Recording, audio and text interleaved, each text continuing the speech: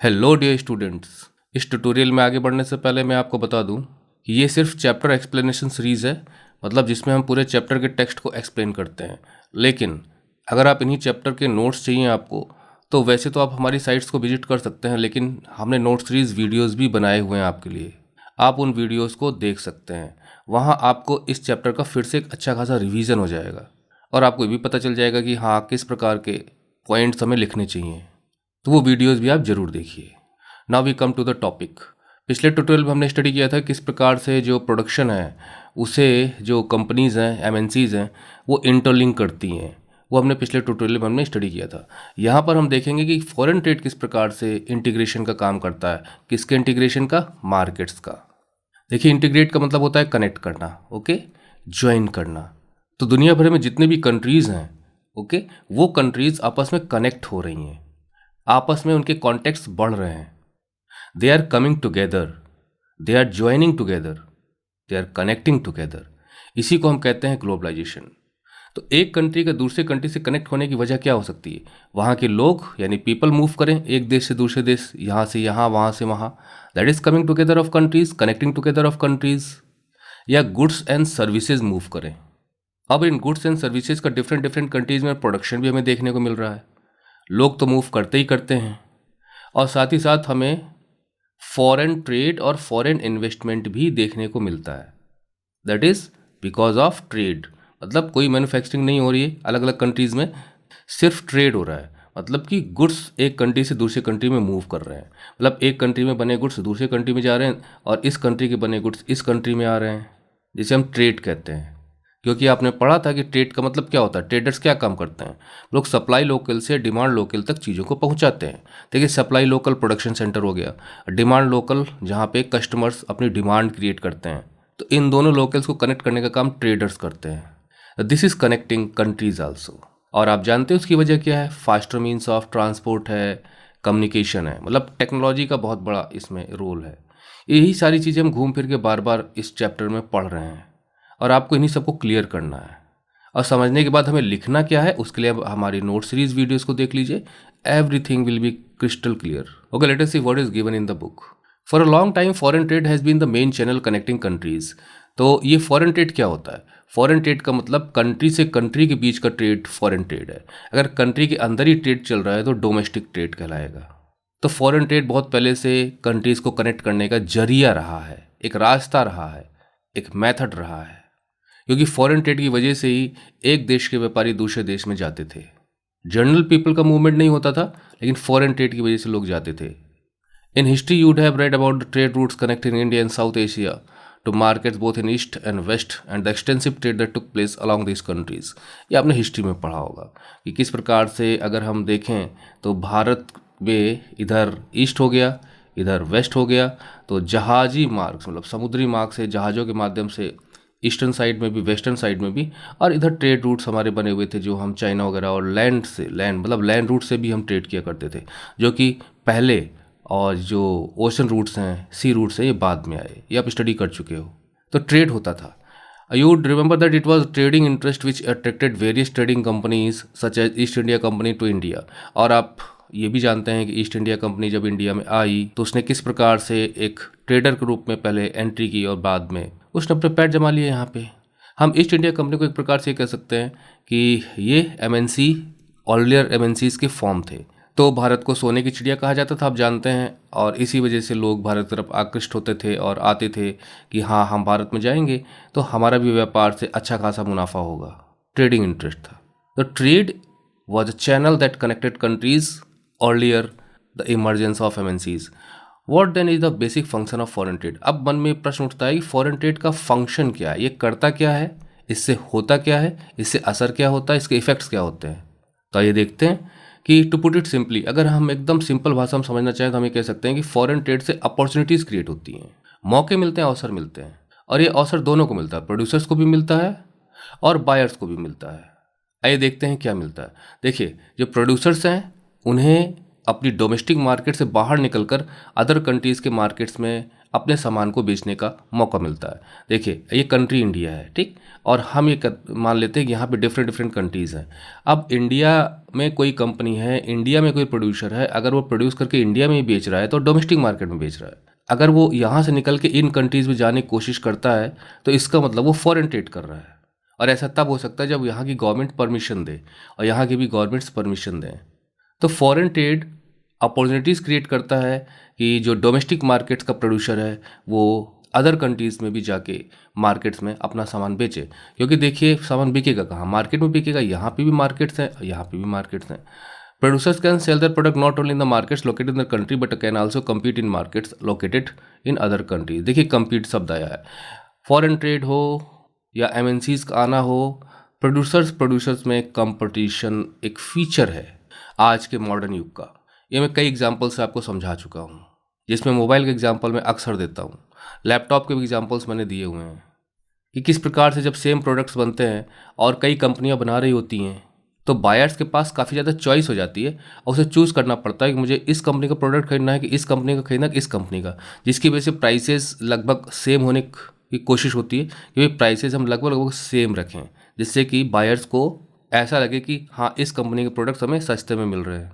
तो अपना अपना प्रोडक्ट बेचने के लिए अगर वो सेम प्रोडक्ट है तो कंपनियों में कंपटीशन होता है, तो क्वालिटी, प्राइस, ये सब सारी चीज़ें देखती हैं, कस्टमर केयर, ये सारी चीज़ें देखती हैं। तो एक अपॉर्चुनिटी मिलती है फॉरेन ट्रेड से कि वो डिफरेंट कंट्रीज़ में जाके वहाँ के मार्केट्स में कम्पीट करें और अपने प्रोडक्ट को बेचें। इसी प्रकार से बायर्स को भी इस फॉरेन ट्रेड की वजह से मींस उसके देश में भी दूसरे देशों के सामान आते हैं, वो कुछ भी लेने जा रहा है तो उसे वही प्रोडक्ट डिफरेंट डिफरेंट ब्रांड्स के मिल जाते हैं मार्केट में।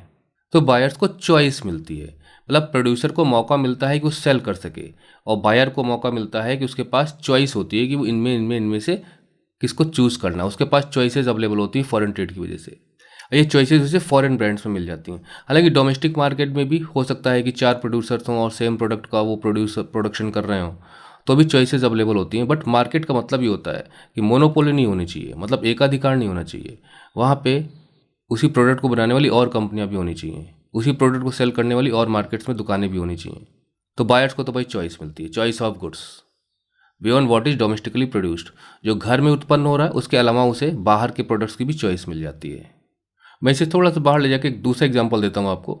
आप टीवी में सर्फिंग करते हो, ओके, जीटीवी है, सोनी है, कलर्स है, स्टार, और सब एक से एक सीरियल बनाने की कोशिश करती हैं कि दर्शक हमारे ही सीरियल देखें, हमारे ही चैनल पे स्टिक करके रखें। Isn't it competition? अभी आप पे डिपेंड करता है कि आप होम प्रोडक्शन है जीटीवी को देखना चाहते हैं या डीडीवी चैनल है जो सरकार का चैनल उसे देखना चाहते हैं, या आप बाहर की कंपनियों के चैनल्स को देखना चाहते हैं। आपको एक ट्रैक सूट खरीदना है, आप मार्केट में जाते हो या ऑनलाइन आप खरीदने की कोशिश करते हो, आपको ट्रैक सूट्स नाइक के भी मिल जाएंगे, एडिडास के भी मिल जाएंगे और इंडियन प्रोडक्ट्स के भी मिल जाएंगे, जैसे मान लीजिए शिव नरेश को हम ले लेते हैं। तो आपके पास होम प्रोडक्शन भी है और फॉरेन ब्रांड्स के प्रोडक्शन भी अवेलेबल हैं। अब आप पे डिपेंड करता है आप क्या खरीदना चाहते हो। The buyers have a lot of choices because of this foreign trade, क्योंकि गुड्स का इम्पोर्ट होता है जो दूसरे कंट्री में बने होते हैं। अगर इंडिया है, अगर उसे दूसरे देशों के प्रोडक्ट अपने यहाँ बेचने हैं तो उसे इम्पोर्ट करना पड़ेगा, और यहाँ की कंट्रीज़ को अगर इंडिया के प्रोडक्ट्स बेचने हैं तो इन्हें इम्पोर्ट करना पड़ेगा। तो भारत से जब बाहर प्रोडक्ट जाएगा तो एक्सपोर्ट हो जाएगा, और भारत के अंदर कोई प्रोडक्ट आएगा तो इम्पोर्ट होगा। तो भारत में जो प्रोडक्ट्स आते हैं वो इम्पोर्ट होते हैं, जिसकी वजह से चॉइसेस मिलती हैं बायर को। In general with the opening of the trade, हाँ हम ये कह सकते हैं कि ट्रेड की ओपनिंग की वजह से goods travel from one market to another. अब आपको दिक्कत नहीं हो रही इसको समझने में कि जो सामान होता है वो एक मार्केट से दूसरे मार्केट में ट्रेवल करता है। Choice of goods in the markets rises, जिसकी वजह से जो गुड्स की चॉइसेस, मतलब चीज़ें जो सामान बिकते हैं मार्केट में, तो चॉइसेस काफ़ी ज़्यादा अवेलेबल होती हैं। किसके लिए? बायर्स के लिए। Prices of similar goods in the two markets tend to become equal. इसे समझने में कोई प्रॉब्लम नहीं होनी चाहिए। दो मार्केट का मतलब ये हो गया कि एक इंडिया की मार्केट ले लेते हैं, एक यूएसए की मार्केट ले लेते हैं, ओके। अब मान लीजिए यहाँ भी मोबाइल बिक रहे हैं, यहाँ भी मोबाइल बिक रहे हैं, तो यहाँ पे जो डिफरेंट डिफरेंट ब्रांड्स के मोबाइल हैं, सैमसंग है, एप्पल है, एमआई की फ़ोन है, शायोमी, ओप्पो है, नोकिया के, और अगर सेम कॉन्फ़िगरेशन है, 4 GB रैम हो गई, प्रोसेसर सेम हो गया, कैमरा सेम हो गया, स्क्रीन सेम है, तो उस स्थिति में क्या होता है कि इनके प्राइजेस सेम होने की कोशिश आपको नज़र आती है कि भाई अगर ये 20,000 में है तो लगभग उसी राउंड फिगर में ये भी मिल जाएगा, ये भी मिल जाएगा, ये भी मिल जाएगा, ये भी मिल जाएगा। मैं एप्पल को थोड़ा सा अलग कर लेता हूँ क्योंकि कोई ब्रांड वैल्यू ज़्यादा हो जाती है प्राइस से, तो लोग प्राइस से ज़्यादा ब्रांड को महत्व देते हैं, तो कुछ प्रोडक्ट्स की ये भी स्थिति होती है कि कितने भी दाम का हो, हमें वो ब्रांड लेना है। तो इसको अगर हम अलग करें, बाकी सबको देखें, तो हमें प्राइसेस सेम नज़र आएंगी। यूएसए में ही प्रोडक्ट जाएंगे तो वहाँ की करेंसी के हिसाब से उनके प्राइसेस लगभग आपको सेम देखने को मिलेंगी। और इसी प्रकार से अगर कोई होम प्रोडक्ट होगा, जैसे कार्बन का ले लें या मैक्रोमैक्स का ले लें, तो वो भी अपने प्रोडक्ट्स की प्राइसेस को सेम रखेंगी, बल्कि कम रखने की कोशिश करेंगी। तो जब कंपटीशन होता है, तब जब सेम प्रोडक्ट्स कई ब्रांड्स बनाती हैं और जिसकी वजह से चॉइसेस मिलती हैं और प्राइसेस सेम आसपास नज़र आनी शुरू हो जाती हैं, नहीं तो प्रोडक्ट बिकेंगे नहीं। अभी आप मोबाइल यूज़ करते हो, सिम डालते हो, एयरटेल का है, जियो का है, वोडाफोन का है, बीएसएनएल का है, ओके। अब आप इनके जो टैरिफ प्लान्स हैं लगभग सेम है कि भाई किसी का 198 है तो हो सकता है थोड़ा बहुत किसी का 200 हो, किसी का 170 हो, और 1.5 GB सब दे रहे हैं। तो आसपास ही प्राइस रखने को, अब ये चाहें कि हम 500 में 1.5 GB देंगे पर डे, कौन खरीदेगा उस प्लान को? लोग चेंज कर लेंगे, पोर्टेबल सिम है ही है, करा लेंगे, दूसरी कंपनी में चेंज करा लेंगे। तो ये होता है कंपटीशन, जिसकी वजह से प्राइसेस सेम होने की कोशिश होती है। And producers in the two countries now closely compete against each other and even though they are separated by thousands of miles. अभी जो मैंने यहाँ उदाहरण दिए थे, सैमसंग साउथ कोरिया की है, एप्पल अमेरिका की है, सायोमी चाइना की है, कितनी कितनी दूर माइल्स अपार्ट हैं कंट्रीज़, लेकिन इंटर प्रोडक्ट मार्केट में प्राइसेस सेम है। तो ये दूर दूर देशों से आई हुई कंपनीज़ इंडिया में आपस में कंपटीशन कर रही हैं, पूरी दुनिया में अपने फ़ोन को बेचने की कंपटीशन कर रही हैं। और फिर ये देखा जाता है कि इसका मार्केट शेयर ज़्यादा है। तो साधारण शब्दों में कहें तो जो प्रोड्यूसर्स हैं उन्हें compete करना पड़ता है आपस में, हालांकि उन प्रोड्यूसर की कंट्रीज़ जो हैं वो काफ़ी दूर हो सकती है, थाउजेंड्स ऑफ माइल्स। तो कुल मिलाकर हम ये कह सकते हैं कि फॉरेन ट्रेड जो है उसका जो परिणाम होता है, रिजल्ट होता है, कंसिक्वेंसेस, वो ये होता है कि फॉरेन ट्रेड कंट्रीज़ को कनेक्ट करता है, जोड़ता है, यूनाइट करता है। अगर इंडिया में जितने जितने देशों से प्रोडक्ट आएंगे, लोग आएंगे, व्यापारी आएंगे, कंपनीज आएंगी, उतने उतने देशों से इंडिया कनेक्ट हो रहा है, इंटीग्रेट हो रहा है, एक हो रहा है इनका कंट्रीज़ के साथ। ये जो रास्ते मैंने बनाए हैं, दीज आर कनेक्टिंग। तो foreign trade connects markets of different countries, यानी जिसे हम इंटीग्रेशन ऑफ मार्केट्स कह सकते हैं डिफरेंट कंट्रीज़ में। It takes place because of foreign trade, foreign investment. अब देखिए यहाँ पे रेडीमेड गारमेंट्स बेच रहा है, अब ये कंपनियों ने ही बनाए होंगे और ये स्मॉल ट्रेडर्स के ही हैं, क्योंकि यहाँ फुटपाथ पे तो नहीं बिकेंगे बड़े बड़े ब्रांड के कपड़े, लेकिन यहाँ पे भी कंपटीशन है ना, facing stiff competition from the MNC brands. Small traders का मतलब जो देखिए 1991 के बाद से हमारे मार्केट ओपन होना शुरू हुई है, यानी उसके पहले बाहर की जो प्रोडक्ट्स थे वो इंडिया में बहुत कम परमिशन उनको दी जाती थी। तो जो हमारे स्मॉल ट्रेडर्स थे, होम ग्रोन प्रोडक्ट्स थे, वो अच्छे खासे इंडिया में बनते थे, इंडिया में बिकते थे। अब जब उन्हीं प्रोडक्ट को बनाने वाली कंपनियां बाहर से आके इंडिया में उन्होंने प्रोडक्ट बनाना शुरू कर दिया, तो कंपटीशन फेस करना पड़ रहा है दोनों को। और इसमें आपने इंटरलिंकिंग ऑफ प्रोडक्शन में देखा था किस प्रकार से वो जाती हैं, और इंटरलिंक का एक तरीका है कि वो वहाँ की कंपनी को ख़रीद लेती हैं, बिक जाती हैं, एमएनसीज़ की हो जाती हैं, जिसमें हमने परक फूड को, जो उनका नेटवर्क था, किस प्रकार से कारगिल कंपनी एमएनसी खरीद लेती, ये सारा कुछ हमने पिछले ट्यूटोरियल में पढ़ा था। देखिए यहाँ पे एक एग्जांपल दिया गया चाइनीज़ टॉयज़ का कि फॉरेन ट्रेड की वजह से क्या होता है, कि फॉरेन ट्रेड का इम्पैक्ट क्या होता है, वो चीज़ यहाँ पे बताई गई है कि चाइनीज़ मैन्युफैक्चरर्स ये देखते हैं कि जो इंडियन मार्केट है वहाँ पे वो अपने टॉयज़ को बेच सकते हैं, क्योंकि फॉरेन ट्रेड जो है ना आपको अपॉर्चुनिटी प्रदान करता है कि आप जाके दूसरे देशों में अपने प्रोडक्ट को बेचें। तो उनके एक्सपर्ट्स आते हैं, स्टडी करते हैं कि भाई मार्केट की जो टॉयज़ की जो मार्केट है वहाँ पर हमारे प्रोडक्ट्स अच्छे ढंग से बिक सकते हैं। क्यों बिक सकते हैं? क्योंकि ये टॉयज़ इंडिया में हाई प्राइस पर अवेलेबल हैं, और वो प्लास्टिक के बने हुए टॉयज़ को एक्सपोर्ट करना इंडिया में शुरू कर देते हैं। अब जो बायर्स हैं उसको तो चॉइस मिलती है ना, तो अब उनके पास चॉइस हो गई कि they can choose between Indian and Chinese toys. तो इंडियन टॉयज़ है वो प्लास्टिक के बने हुए नहीं हैं, और चाइनीज़ टॉयज़ प्लास्टिक के बने हुए हैं, चीपर हैं और बहुत ही अट्रैक्टिव डिज़ाइंस में अवेलेबल है ना, न्यू डिज़ाइंस मिल रही हैं, और वो पॉपुलर हो जाते हैं क्योंकि सस्ते होते हैं, और वो सस्ते खिलौने बच्चों को ले जाके दे सकते हैं घर वाले। Now toys are within the reach of the common customer, और धीरे धीरे 70 से 80% जो मार्केट है उसमें चाइनीज़ टॉयज़ बिकना शुरू हो जाते हैं। मतलब the replace Indian toys with Chinese toys. 70-80% मतलब आप समझ रहे हैं, ये जब अगर 100 दुकानें इंडियंस थी, अब वहाँ पे 70 मान लेते हैं 70% ही है, तो सिर्फ 30% इंडियन दुकानें रह गई, 70% तो चाइनीज़ टॉयज़ बेचने वाली दुकानें हो गई, और ये 30 भी धीरे धीरे कम होता चला जाएगा। क्योंकि आपको मालूम है प्रोडक्ट मार्केट में सेल करना है और आपको कंपटीशन मिल रहा है तो आपको प्राइसेस लो करने पड़ेंगे। अब इंडियन प्रोडक्ट्स की cost of production he high है और इनकी कॉस्ट ऑफ प्रोडक्शन कम है क्योंकि इनके प्लास्टिक टॉयज़ हैं और हाईली एग्रेसिव प्राइसिंग की करते हैं चाइनीज़ प्रोडक्ट, तभी तो इनके प्रोडक्ट बिक जाते हैं। तो कौन खरीदेगा इनको? तो इस वजह से इंडिया में जो टॉयज़ की मार्केट है वो अब चीपर हो चुकी है इंडियन मार्केट्स में पहले की अपेक्षा। खिलौने सस्ते मिलते हैं, कम पैसे में भी खिलौना खरीद के आप अपने बच्चों को दे सकते हैं। तो यहाँ पर क्या हो रहा है, ट्रेड की वजह से क्या हो रहा है, फॉरेन ट्रेड की वजह से क्या हो रहा है, क्योंकि चाइना इंडिया नहीं है, चाइना और इंडिया डिफरेंट कंट्रीज़ हैं। तो अगर चाइना का प्रोडक्ट इंडिया में बिक रहा है तो फॉरेन ट्रेड की वजह से है। तो चाइनीज़ टॉयज़ इंडियन मार्केट में आते हैं, कंपटीशन होता है इंडियन एंड चाइनीज़ टॉयज़ के बीच में। जैसे मैंने बताया कंपटीशन एक फीचर है फॉरेन ट्रेड में, और चाइनीज़ टॉयज़ अपने आप को बेटर साबित करने में कामयाब रहते हैं। कारण क्या है? प्राइस मेन और डिज़ाइंस डिफरेंट। तो मार्केट में बिक रहे हैं ज़्यादा तो अपनी काबिलियत तो साबित करते हैं।